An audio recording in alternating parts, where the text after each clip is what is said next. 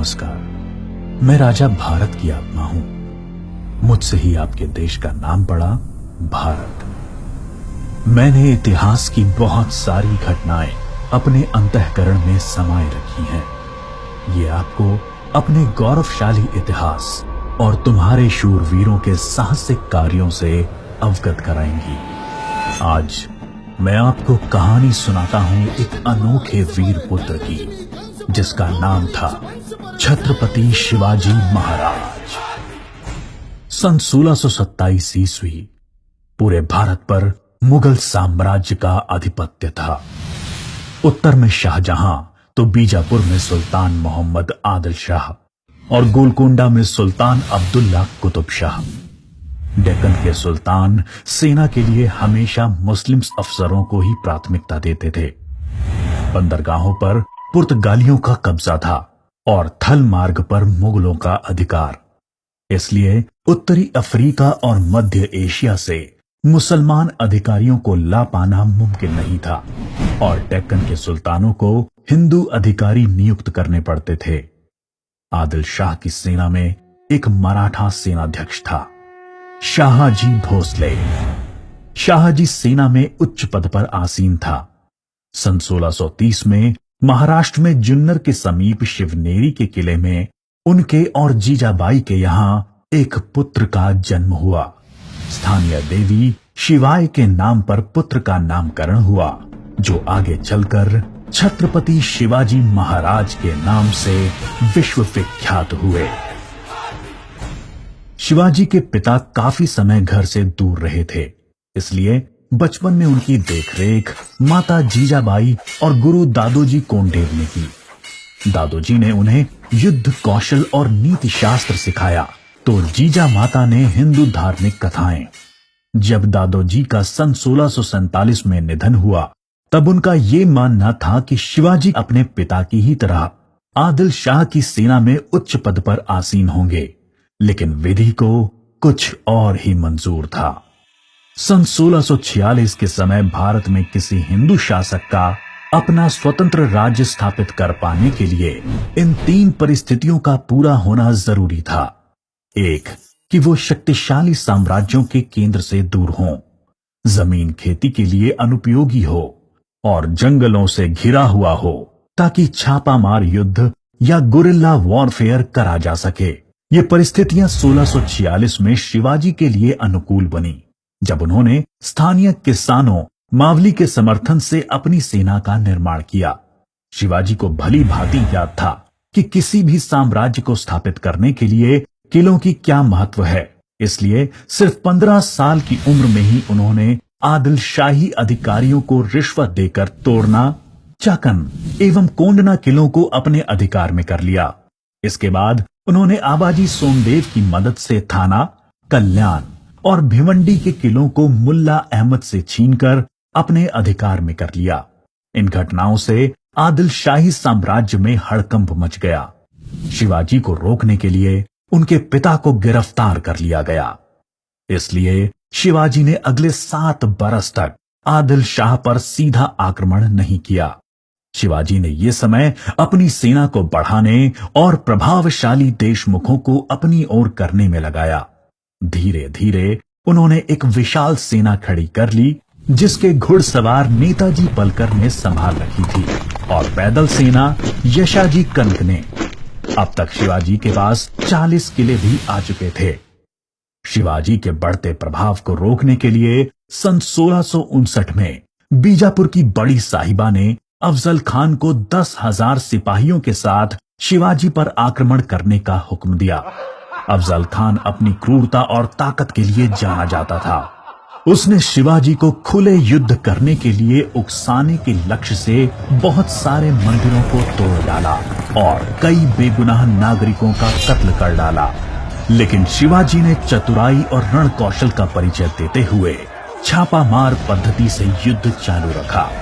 इस समय वो प्रतापगढ़ किले में रहे, जो कि चारों तरफ से घने जंगलों से घिरा हुआ था। अंत में अफजल खान ने शिवाजी को धोखे से मारने की साजिश रची। उसने शिवाजी को मिलने का न्योता भेजा। जब वो मिले, अफजल खान ने अपनी मजबूत पकड़ में शिवाजी को दबाकर मार डालने का प्रयास किया। शिवाजी पहले से तैयार थे। अपने छुपा कर रखे हुए बाग नाका से उन्होंने अफजल खान का पेट ही चीर डाला, जो कि उनसे 2 गुना विशालकाय था। इसके बाद प्रतापगढ़ की लड़ाई में शिवाजी ने अफजल खान की सेना को करारी मात दी। शक्तिशाली अफजल खान की हार से बीजापुर का सुल्तान स्तब्ध रह गया। अब की बार रुस्तम जमान को भेजा गया। 28 दिसंबर 1659 को शिवाजी ने रुस्तम जमान की सेना पर सामने से हमला बोल दिया। साथ ही उनकी सेना की 2 और टुकड़ियों ने दोनों दिशाओं से रुस्तम की फौज पर आक्रमण कर दिया। रुस्तम जमान शर्मिंदाजनक स्थिति में लड़ाई के मैदान से अपनी जान बचाकर भाग गया। सन 1660 में आदिल शाह ने अपने सेनापति सिद्दी जौहर को शिवाजी पर हमला करने के लिए भेजा।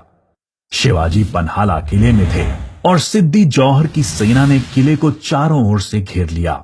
शिवाजी ने सिद्दी जौहर को मिलने का न्योता दिया और जब वो मिले, आदिल शाह को संदेश भिजवा दिया कि सिद्दी जौहर उनसे गद्दारी कर रहा है। इससे आदिल शाह और सिद्दी जौहर के बीच लड़ाई छिड़ गई, जिसका फायदा उठाकर शिवाजी एक रात अपने 5000 सिपाहियों के साथ पन्हाला किले से बाहर निकल आए। बाजी प्रभु देशपांडे ने न सिर्फ सिपाहियों के साथ दुश्मन सेना को उलझाए रखा, जिसकी वजह से शिवाजी सकुशल विशालगढ़ पहुंच गए। इस लड़ाई में बाजी प्रभु देशपांडे को अपने प्राणों से हाथ धोना पड़ा। उनको महाराष्ट्र के इतिहास में एक महान योद्धा माना जाता है। इसके बाद बीजापुर की बड़ी बेगम ने औरंगजेब से शिवाजी को पकड़ने के लिए विनती करी। उसने अपने मामा शाइस्ता खान को 1,50,000 सैनिकों के साथ शिवाजी से युद्ध करने भेजा। शाइस्ता खान ने अपनी विशाल सेना के बल पर पुणे पर कब्जा कर लिया और शिवाजी के निवास स्थान लाल महल पे अपना बसेरा डाल दिया। शिवाजी ने चालाकी से अपने 400 सिपाहियों के साथ शादी के बारातियों के वेश में पुणे में प्रवेश कर लिया। रात के समय उन्होंने सीधे शाइस्ता खान के ऊपर खतरनाक हमला बोला। खान ने खाकी से कूदकर अपनी जान बचा ली, पर शिवाजी की तलवार की वार से अपनी 3 उंगलियां गंवा बैठा। उंगली तो गई और इज्जत भी। फिर शिवाजी ने सन 1664 में मुगल व्यवसायी केंद्र सूरत पर आक्रमण करके उसको तहस नहस कर डाला। औरंगजेब आग बबूला होकर 60 वर्षीय राजपूत सेना नायक मिर्जा राजा जयसिंह को अपने 1.5 लाख सैनिकों के साथ शिवाजी से लड़ने के लिए भेजा।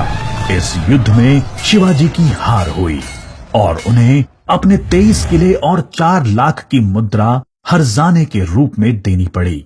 उन्हें अपने 9 वर्ष के पुत्र संभाजी के साथ आगरा जाना पड़ा। शिवाजी को नियंत्रित रखने के लिए पहले यह तय हुआ कि उन्हें मुगल दरबार में कोई पद दिया जाए, लेकिन औरंगजेब ने उसको बदलकर शिवाजी को घर में कैद करने का आदेश दे दिया। औरंगजेब नहीं जानता था कि ये गलती बहुत महंगी पड़ेगी। शिवाजी ने बीमारी का बहाना बनाया और अपने स्वास्थ्य को ठीक करने के आशीर्वाद के लिए साधु संतों और फकीरों को रोजाना मिठाई और उपहार भेजने की इच्छा जताई। एक दिन वो खुद श्रमिक के भेष में सामान के डब्बे में संभाजी को छुपाकर बाहर निकल आए। वो मथुरा, काशी, गया, पुरी के बाद गोलकोंडा और बीजापुर होते हुए रायगढ़ पहुंच गए। 1670 तक शिवाजी ने कई लड़ाइयां लड़ते हुए 4 महीनों के भीतर अपने राज्य का बड़ा हिस्सा मुगलों से स्वतंत्र करा लिया। सन 1671 से 1674 तक औरंगजेब ने भरसक प्रयास किया शिवाजी को अपने अधीन करने का, लेकिन वो बुरी तरह से असफल हुआ।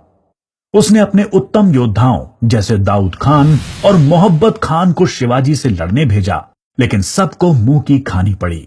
इसके साथ ही सन 1672 में अली आदिल शाह की मृत्यु हो गई और बीजापुर सल्तनत की स्थिति में चला गया। आखिर वो दिन आया जब गगा भट्ट ने 6 जून 1664 को पूरे उत्सवनुमा वातावरण में हिंदू परंपराओं के साथ शिवाजी का राज्याभिषेक किया।